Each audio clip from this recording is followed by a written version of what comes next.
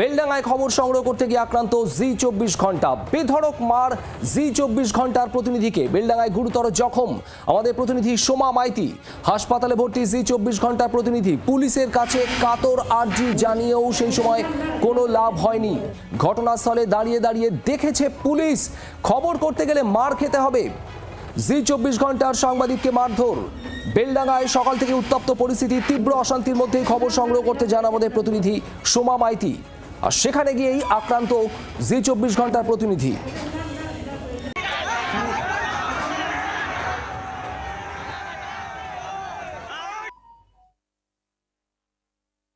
এই মুহূর্তে দাঁড়িয়ে মাথার অসহ্য পেন হচ্ছে, গোটা মাথা মনে হচ্ছে কেমন একটা মনে হচ্ছে। মাথা সিটি স্ক্যান হবে এবং ডাক্তার যেটা প্রেসক্রাইব করেছেন যে অ্যাডমিশন হওয়ার জন্য।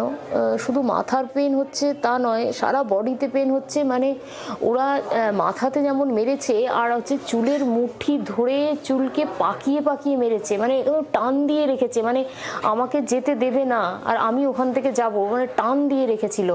আর তার সাথেই সারা বডিতে ঘুষি মেরেছে, লাথি মেরেছে যথেচ্ছভাবে। পরে তো প্রচণ্ড পেন হচ্ছে। পা যে ছুলে গিয়েছে, সেই পা ফুলে যাচ্ছে, যত সময় যাচ্ছে পায়ের যন্ত্রণা বাড়ছে। এই মুহূর্তে সব থেকে বেশি কষ্ট পাচ্ছি মাথা। মনে হচ্ছে মাথার মধ্যে কিছু একটা হয়েছে, মানে মাথা অসহ্য যন্ত্রণা হচ্ছে। সিটি স্ক্যান না করলে বোঝা যাবে না, কিন্তু মাথার পেন অসহ্য হচ্ছে। এবং দীর্ঘ ওই প্রায় 2 কিলোমিটারের বেশি, মানে ওই যে মুহূর্তটা, ওই মুহূর্তটা দুঃস্বপ্নের অতীত। কভারেজ করতে গিয়েছিলাম ওখানে, সবে আমি আর দিদি দুজন মিলে ওখানে দাঁড়িয়েছি। দাঁড়ানোর পরে কিছু লোকজন এসে গদি মিডিয়া করে চিলে মিডিয়ার পর হামলা করতে করতে প্রায় 100-150 জন আমাদের পিছিয়ে ধাওয়া করে, দুজনকে রাস্তায় ফেলে মারধর করে। কিছু দু একজন লোকের জন্য আমরা বেঁচে ফিরে এসেছি, নাহলে হয়তো এই যাত্রা ফিরতে পারতাম। ওখানকার লোকজন যারা অবরোধ করেছে তারাই করেছে। গোটায় মাথায়, পিঠে, ঘাড়ে, পেটে ফেলে লাত মেরেছে, মোবাইল সব কেড়ে নিয়েছে। আপনারা শুনছিলেন সেই ভয়াবহ অভিজ্ঞতার কথা। সোমা মাইতি জি24 ঘন্টা প্রতিনিধি। তিনি আক্রান্ত হন এবং তাকে একবারে রীতিমতো মারধর করা হয়। পুলিশের কাছে সাহায্য চেয়েছিলেন সোমা মাইতি। ঘটনাস্থলে উপস্থিত ছিল পুলিশ, যদিও পুলিশ দাঁড়িয়ে দেখেছে, পুলিশ কোনো ব্যবস্থা নেয়নি। আর এই ঘটনায় বিজেপি রাজ্য সভাপতি শ্রমিক ভট্টাচার্য কি বলেছেন শোনাবো আপনাদের। একজন মহিলা সাংবাদিকের উপরে এই ধরনের নৃশংস আক্রমণ। চুল টানা হয়েছে, তার পা ধরে টানা হয়েছে, এবং সেই ঘটনা গণতন্ত্রের উপর শুধু আঘাত তাই নয়।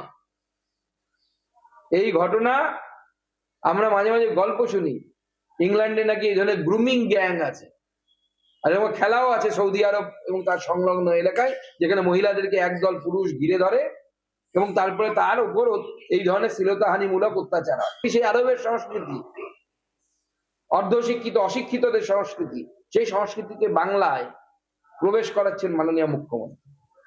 এই মুখ্যমন্ত্রী যদি থাকেন, আগামী দিনে বাংলার মা বোনেদের ভবিষ্যৎ অন্ধকার। দুই ভদ্রলোক আমাকে মানে সেই বুকের মধ্যে ধরে রেখেছে, আর কি বিভৎস, আরো বিভৎস মেরেছে যারা আমাকে বাঁচিয়েছে। মানে দুজন আমাকে কোনোভাবেই সেই পা দেখলার মধ্যে দিয়েছে, একজন চুলটা ধরে টানছে, একজন পা ধরে টানছে, মোবাইল তো ছিনিয়ে নিল, একজন জামা ধরে টানছে, আর সমস্ত জায়গাতে হাত দিচ্ছে। মানে বলে বোঝাতে পারবো না কি বিভৎস সিচুয়েশন। এই সিচুয়েশন আমি কখনো করিনি এর আগে, কখনো করিনি আমি। ছিনিয়ে নিল, একজন জামা ধরে টানছে, আর সমস্ত জায়গাতে হাত দিচ্ছে। মানে বলে বোঝাতে পারবো না কি বিভৎস সিচুয়েশন। এই সিচুয়েশন আমি কখনো করিনি এর আগে, কখনো করিনি আমি। ঘটনাটা জুম্মাবারে এমনিতেই ওরা জমায়েত হয়, প্রোগ্রাম করে। মন্দিরে যখন লক্ষ লক্ষ মানুষ যায়, ভোলে বাবা পার লাগায় যায়, দুর্গাপুজোয় যায়, আমি কি তাদের আটকাতে পারি? এটা তাদের স্বতঃস্ফূর্ত। ভোলে বাবা পার লাগাও কাঁধে বাঁক নিয়ে যাচ্ছে, সেখানে আগুন জ্বলছে। কোন দিন হয়েছে বলুন? যা খুশি কম্পারিজন করা যায় না।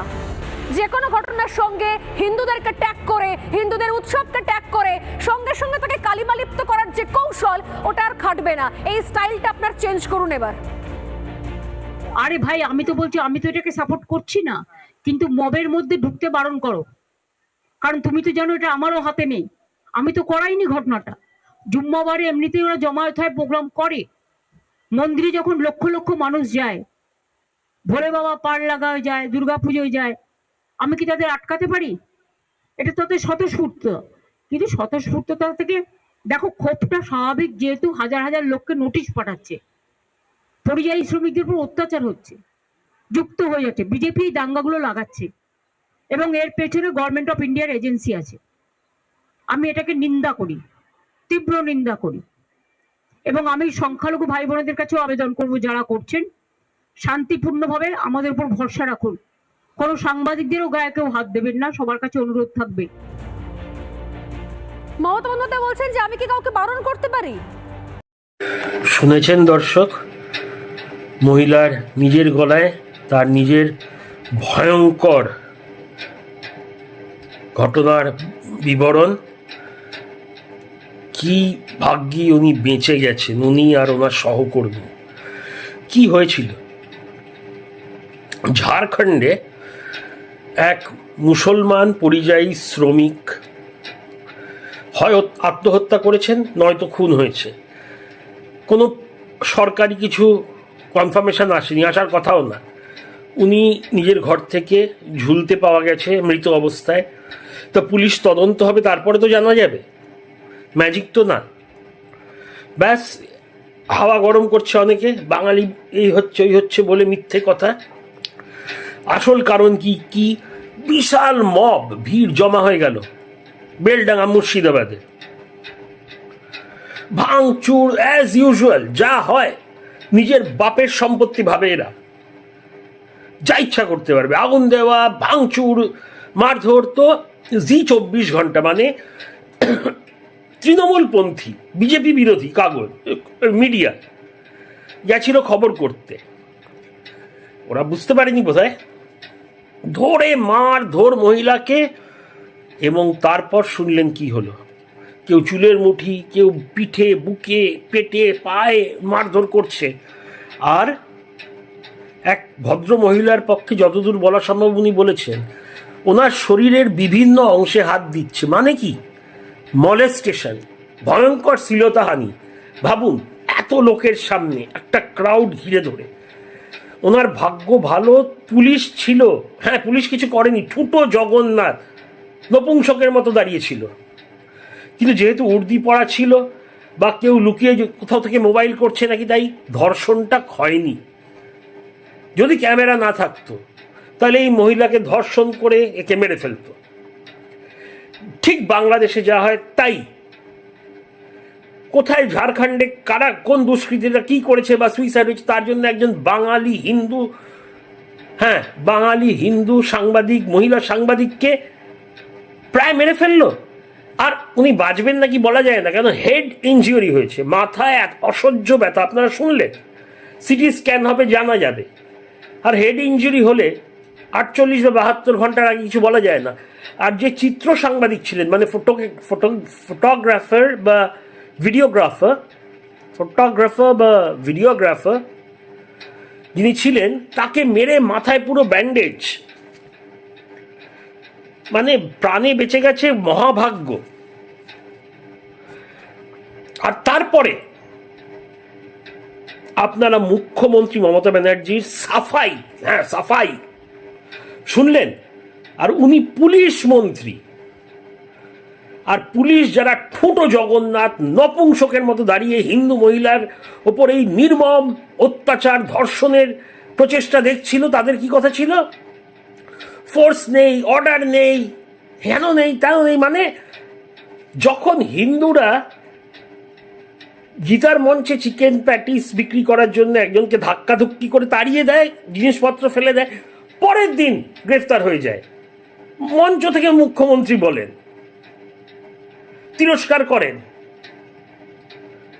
যখন হিন্দুরা বাংলাদেশের হিন্দুদের মারা হচ্ছে বলে রাস্তায় নিরস্ত্র শান্তিপূর্ণ আন্দোলন করেন, তাদের পিটিয়ে ঢুকিয়ে দেওয়া হয় লকআপে। বিশাল উকিলের টিম গেছিল, তাই 3 দিনে ছাড়া পেয়েছিলেন সবাই, নয়তো বোধহয় 1 মাস 2 মাস পচিয়ে মারত, কারণ তারা হিন্দু। আর এই যে গোষ্ঠী উনি মানে দিচ্ছেন, ওদের ডিফেন্স করছেন, এক্সপ্লেনেশন দিচ্ছেন যে জুম্মাবার স্যার, তাই ওদের রাগ হচ্ছে, মানে রাগ হচ্ছে বলে একজন মহিলাকে, বাংলার বাঙালি হিন্দু মহিলাকে ধরে তোমরা রেপ অ্যাটেম্প্ট করবে, শরীরে বিভিন্ন জায়গায় হাত দেবে। আমার নিজেকে নপুংসক লাগছে যে একজন হিন্দু হয়ে, ভারতীয় হয়ে, মেজরিটি হয়ে চুপচাপ বসে আছি, কারণ এই সরকার, বাংলার সরকার হিন্দুদের অত্যাচার করে। উনি একবারও তিরস্কার করলেন না যে এদের খুনি, এরা ধর্ষক, এদের ফোর্স লাগিয়ে দাও, তুলে আনো, কিচ্ছু না। অবিলম্বে ওই পুলিশগুলোকে সাসপেন্ড করা উচিত, ওদের ছবিগুলো পাবলিকে দেখানো উচিত, যাকে বলে নেম অ্যান্ড শেম। ওদের ফ্যামিলি দেখুক, ওদের বাড়ির ছেলেরা, মেয়েরা, বউরা, মারা, যে একজন মহিলাকে অত্যাচার করা হচ্ছে, ধর্ষণের চেষ্টা করা হচ্ছে, আর ওরা হাতে পা বেঁধে বসেছিল, আমাদের পুলিশ ফোর্স। আরে পুলিশকে লোককে কিছু হলে পুলিশের রিপোর্ট করতে যায়, আর এখানে পুলিশ সামনে দাঁড়িয়ে কিচ্ছু করেনি, কিচ্ছু করেনি। আমার কথা না, যে ভুক্তভোগী, আর সে কিন্তু বিজেপি সমর্থক চ্যানেল না জি24 ঘন্টা। কোন বিশাল নেতা যুবরাজ ঘন্টার পর ঘন্টা ইন্টারভিউ দিতেন জানেন? সেম সাইড গোল হয়েছে,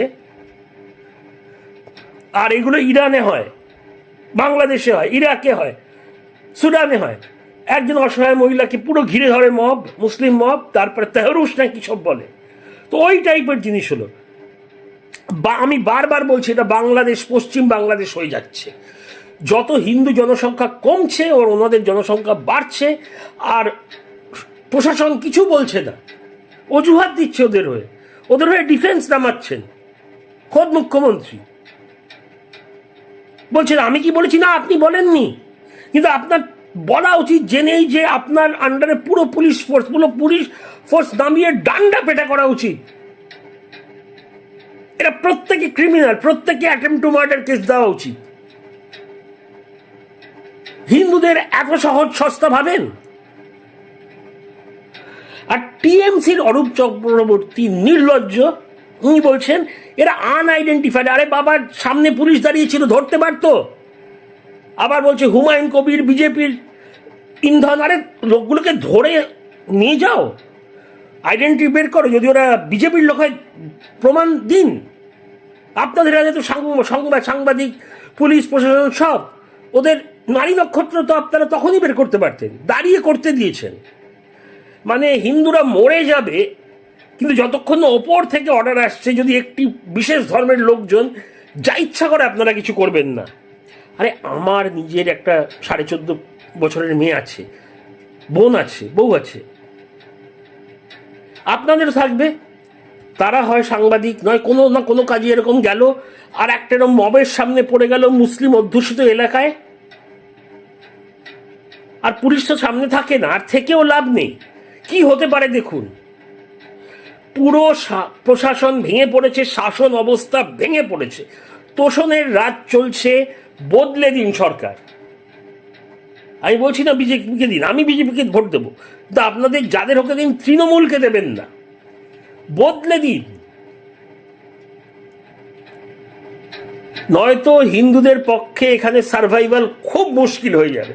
আপনার সাথে কিছু হলে আপনার না থাকবে পুলিশ সামনে, আজকে ভাগ্যচক্রে ছিল, না থাকবে প্রেস সামনে। আমরা সবাই তো প্রেসকে অ্যাক্সেস করতে পারি না, সবাই প্রেসের কাছে পৌঁছাতে পারি না, না প্রেস আপনার সামনে আসবে। আপনাকে চুপচাপ মাথা নুয়ে আপনার পরিবারের মহিলাদের দুর্দশা দেখতে হতে পারে। কেন? আপনাদের পরিবারের মহিলারাও তো সাংবাদিক হতে পারেন, বাইরে কাজে যেতে পারেন, এমনকি পুলিশের হতে পারেন, প্রশাসনের হতে পারেন।